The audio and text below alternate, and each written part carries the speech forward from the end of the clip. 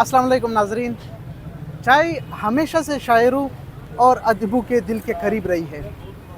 चाय की बात हो रही है तो चाय खाने का जिक्र न करना तो जुल्म हुआ।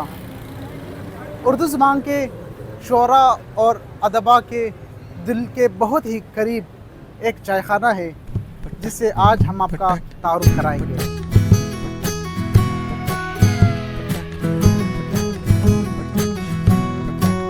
बाग टी हाउस लाहौर के माल रोड पर वाक़या। इस चायखाने को 1948 में बूटा सिंह नामी एक सिख शख्स ने तामीर किया। यहाँ उर्दू ज़बान के बहुत से नामवर शुअरा, उदबा और दानिश्वर आके बैठे और चाय पी इन्होंने। इस जगह को मुख्तलिफ पस मंज़र से ताल्लुक़ रखने वाले लोगों को एक गैर फैसलाकुन माहौल में अपनी राय का इजहार करने के लिए एक फोरम के तौर पे शोहरत मिली। उससे ये कहा मैंने, उससे ये कहा मैंने, उससे ये कहा ये जो 10 करोड़ है जहल का निचोड़ है, इनकी फिक्र जिन अफसाना निगारों के बारे में जाना जाता है कि वो पाक टी हाउस तशरीफ़ लाए, उनमें मुंशी प्रेमचंद, उनके हम असर सादत हसन मंटो और हालिया में नीलूफर इकबाल शामिल हैं। मौत हो गई बेशऊर लोग हैं। इसी तरह जिन शोरा ने पाक टी हाउस का दौरा किया, उनमें हफीज़ जालंधरी, साहिर लुधियानवी, मुनीर नियाज़ी और नासिर काज़मी शामिल हैं। उससे ये कहा मैंने, उससे ये कहा। पाक टी हाउस एक बाअसर अदबी तहरीक अंजुमन तरक्की पसंद मुसन्निफ़ीन की जाए पैदाइश होने की वजह से मशहूर है। ये एक साम्राज्य मुखालिफ और कम्युनिस्ट तहरीक है। अपने अदबी फनपारों के ज़रिए इस तहरीक के मुसन्निफ़ीन और शुअरा जुल्म सितम के दौर की मंजर निगारी करके अपने क़ारीन को एक पुरअमन मुस्तक़बिल के लिए कोशा करने पर आमादा होते हैं, जिद्दोजहद करने पर आमादा करते हैं। बोलते जो चंद हैं सब ये शर पसंद हैं, इनकी खींच ले ज़बान, इनका घूंट दे गला। मैंने उससे ये कहा मैंने, उससे ये कहा मैंने, उससे ये कहानी अफसाना अंगारे के बाद ये तहरीक वजूद में आई। इस तहरीक में जिस चीज़ पर रोशनी डाली जाती है वो दर्दमंदी है, औरतों पर जुल्म है, हालात का सामना है, गुर्बत है, अफलासी है, मुआशी तज़ाबंदी है। इसमें बहुत सी कहानियाँ भी मौजूद हैं, जैसे कि मुहाबतों की रात में वो गुर्बत अफलासी पर रोशनी डालते हैं, तो दूसरी तरफ जन्नत की बशारत में वो औरतों पर मुसलसल होने वाले जुल्म पर उन्होंने एक रोशनी डाली है, ताकि पढ़ने वाले ना सिर्फ सीख सकें, और यही वजह है कि आज ये तहरीक इतना आगे बढ़ रही है।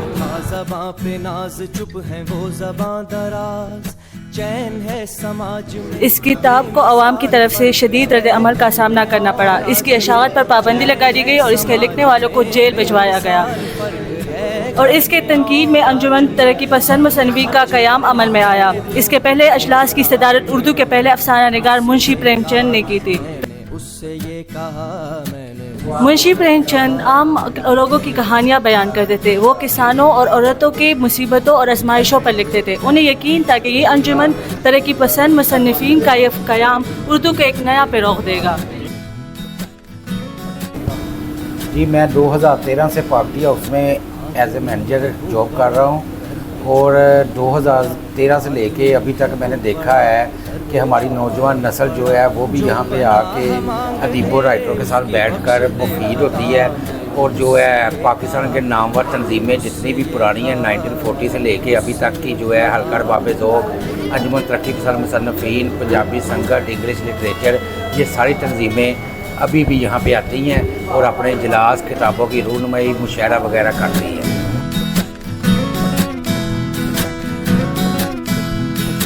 आदमी है वो बड़ा दर पे जो रहे। मोबाइल जब मैं इसके बारे में हिस्ट्री पढ़ता हूँ कि जब यहाँ पर मंटो साहब भी इसी सीट पे जहाँ हम बैठे हुए हैं, किसी सीट पे मंटो साहब बैठते होंगे, कहीं पे जो है वो कोई कश्मीरी साहब बैठते होंगे, कहीं पे कोई जोश मिलियाबादी जैसे लोग बैठते होंगे। तो ये जो एक एहसास है, ये जो एक ऑनरशिप है कि उनकी जगह पे खुद बैठ के और चाय पीना, ये इटसेल्फ एक बड़ा करिश्मेटिक चीज़ होती है। یہ چیز آپ کو مجبور کرتی ہے، اور اسی وجہ سے جب بھی ہم نے کہیں کوئی بیٹھنی ہو، کوئی ڈسکشن کرنی ہو، ہم پریفر یہی کرتے ہیں کہ ہم پارک ٹی ہاؤس آئیں۔ تو سر انجمن ترقی پسند تحریک آج بھی اتنی ہی ترقی پسند ہے جس طرح اپنے اوائل دنوں میں ہوا کرتی تھی؟ ایک تو بہت شکریہ آپ نوجوانوں کا، لمس سے آئے ہمارے دوست زاہد حسن کے ریفرنس سے آپ لوگوں نے ان کا بتایا، موسٹ ویلکم۔ اور آپ کی جو سوال کا جواب ہے مشکل بھی ہے، کیونکہ آپ کے پاس جو طاقتور مافیا ہے نا اس ملک میں، فوج کا، اسٹیبلشمنٹ کا، لیفٹ مافیا ہے، رائٹ مافیا، مذہبی مافیا ہے، وہ جتنی زور لگاتا ہے، جتنی طاقت کے ساتھ وہ کھڑا ہوا ہے، اس کے مقابلے میں ہم اتنی ہی طاقت کے ساتھ اپنی جو ترقی پسند تحریک ہے، انجمن ترقی پسند مصنفین ہے، اس کے تھرو آپ جیسی نسل کا ایک وہ نظریہ دینے کی کوشش کریں جس میں انسانی ریاست کا کانسیپٹ ہو۔ ہاں بہت مشکل ہے ترقی پسند تحریک کے حوالے سے اس کو لے کے چلنا، اس کو ہضم کرنا، کیونکہ آپ کے ملک کی بنیاد اتنی کھوکھلی اور اتنی نام نہاد اور جھوٹ اور غلط بیانی پہ رکھی گئی، نہ یہ مذہب کے لیے اسلام ملک بنا، نہ اسلام کے لیے بنا ہے، یہ صرف فوج اور جاگیرداروں اور مافیاز کے لیے بنا ہے جو آج اس پہ قابض ہیں، اور یہ برطانیہ کی کالونی تھی۔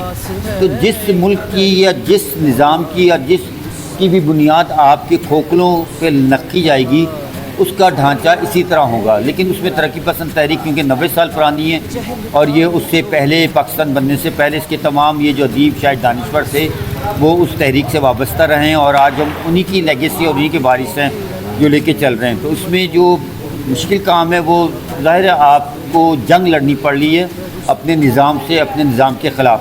ہر ہفتے ہمارا اجلاس ہوتا ہے، کامریڈ تنویر ہمارے مرکزی صدر ہیں، ہم اس کوشش میں ہیں کہ اس نسل کو بدلا جائے اس پروگراموں کے ذریعے، اپنے میسیج کے ذریعے۔ تاریخ گواہ ہے کہ ایسا ہی ہوا۔ انجمن نے جہاں ہمیں افسانہ نگاروں میں راجندر سنگھ بیدی، عصمت چغتائی اور پھر نیلوفر اقبال جیسے بڑے نام دیے، وہیں شعراء کے حوالے سے انجمن نے ہمیں فراق گورکھپوری، جوش ملی آبادی، فیض احمد فیض، ایم ڈی تاثیر، کیفی اعظمی، مجروح سلطان پوری جیسے ناموں سے نوازا۔